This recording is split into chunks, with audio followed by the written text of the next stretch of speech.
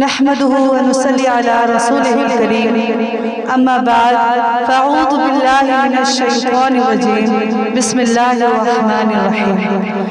اسكنوهن من حيث سكنتم من وجدكم ولا تداروهن لتضيقوا عليهن صدق اللہ العظیم۔ آئیے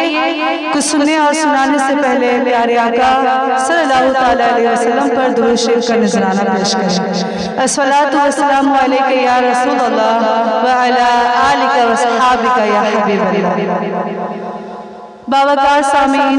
مشفق و مہربان معلمات، ماں اور بہنوں، قرآن و حدیث میں جہاں مردوں کے حقوق کی ادائیگی عورتوں پر لازم قرار دی گئی، اسی طرح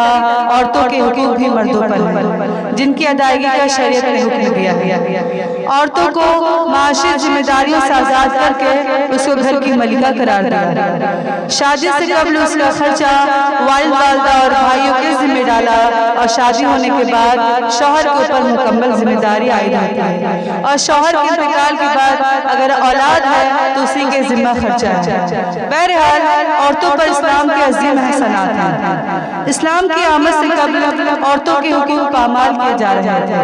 ان کی حیثیت گھریلو خادمات کی سی بلکہ اس سے بھی بہتر تھی، اور عورت بیچاری بڑی قسم پرسی کے عالم میں زندگی بسر کر رہی تھی، اور بعض حالتوں میں عورتیں اپنی موت کو زندگی پر ترجیح دیا کرتی تھیں۔ یہ صرف عرب ہی نہیں بلکہ عموماً پوری دنیا کا یہی حال تھا۔ اس نقطۂ نظر سے دیکھیں تو معلوم ہوگا کہ اسلام کے احسانات طبقہ نسواں پر بہت ہی زیادہ ہیں۔ محترم حاضرین، عورت کو اس کے مناسب حقوق نہ دینا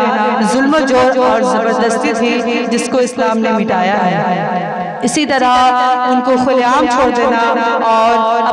اور مردوں کی نگرانی سے آزاد کر دینا اور اپنے گزارے اور معاش کا خود ذمہ دار بنانا بھی اس کی تلفی اور بربادی ہے، کیونکہ اس کی جسمانی بناوٹ اس کو برداشت نہیں کر سکتی ہے۔ اس لیے کہ گھریلو کاموں کی ذمہ داری اور اولاد کی تربیت کا عظیم الشان کام جو فطرت نے اس کے سپرد کیا ہے، وہ اس کام کو بخوبی انجام دے سکتی ہے۔ علاوہ ازیں مردوں کی نگرانی سے نکل کر عورت پورے انسانی معاشرے کے لیے خطرہ عظیم بن جاتی ہے، جس سے دنیا میں فساد و خریزی اور طرح طرح کے فتنے پیدا ہونا لازمی اور روزمرہ کا مشاہدہ ہے۔ اس لیے قرآن کریم نے عورتوں کے حقوق واجبہ کے بیان کے ساتھ ساتھ یہ بھی ارشاد فرمایا کہ وَلِلرِّجَالِ عَلَيْهِنَّ دَرَجَةٌ، یعنی مردوں کا درجہ عورتوں سے بڑا ہوا ہے، اور دوسرے لفظوں میں یہ کہ مرد ان کے نگراں اور ذمہ دار ہیں۔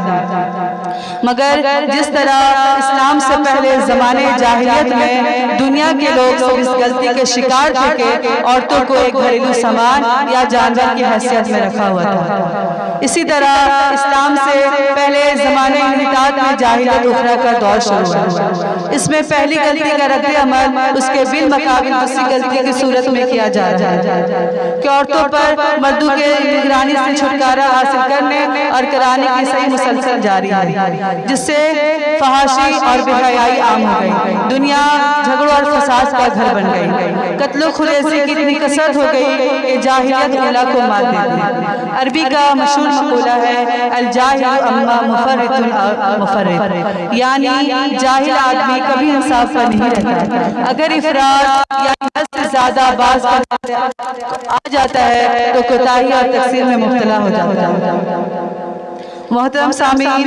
یہی حال اس وقت ابنائے زمانہ کا تھا کہ یا تو عورت کو انسان کہنے اور سمجھنے کو بھی تیار نہ تھے، اور آج آگے بڑھیں تو یہاں تک پہنچے کہ مردوں کی سیادت و نگرانی جو مردوں عورتوں اور پوری دنیا کے لیے عین حکمت و مصلحت ہے، اسے بھی گردن سے اتارا جا رہا ہے، جس کے برے نتیجے روزانہ آنکھوں کے سامنے آ رہے ہیں۔ اور یقین کیجئے کہ جب تک وہ قرآن کے اس ارشاد کے آگے نہ جھکیں گے، ایسے فتنے روز بروز بڑھتے رہیں گے۔ آج کی حکومتیں دنیا میں قیام عمل کے لیے روز نئے نئے قانون بناتی ہیں، ان کے لیے نئے نئے ادارے قائم کرتی ہیں، کروڑوں روپے ان پر خرچ ہوتا ہے، لیکن فتنے جس چشمے سے پھول رہے ہیں اس کی طرف کوئی دھیان نہیں دیتے۔ اگر آج کوئی کمیشن اس تحقیق کے لیے بٹھایا جائے کہ فساد و خریزی اور باہمی جنگ و جدال کی تحقیق کرے تو خیال یہ ہے کہ 50% سے زائد ایسے جرائم کے سبب عورت اور اس کی بے بنیاد آزادی نکلے گی، مگر آج کی دنیا میں نفس پرستی کے غلبہ نے بڑے بڑے حکماں کی آنکھوں کو خیرہ کیا ہوا ہے، نفسانی خواہشات کے خلاف کسی بھی صلاحانہ کام کو نہیں اپنایا جاتا۔ اللہ تعالیٰ ہمارے قلوب کو نور ایمان سے منور فرمائے اور اپنی کتاب اور اپنے رسول عالم کی ہدایت پر عمل کرنے کی توفیق عطا فرمائے کہ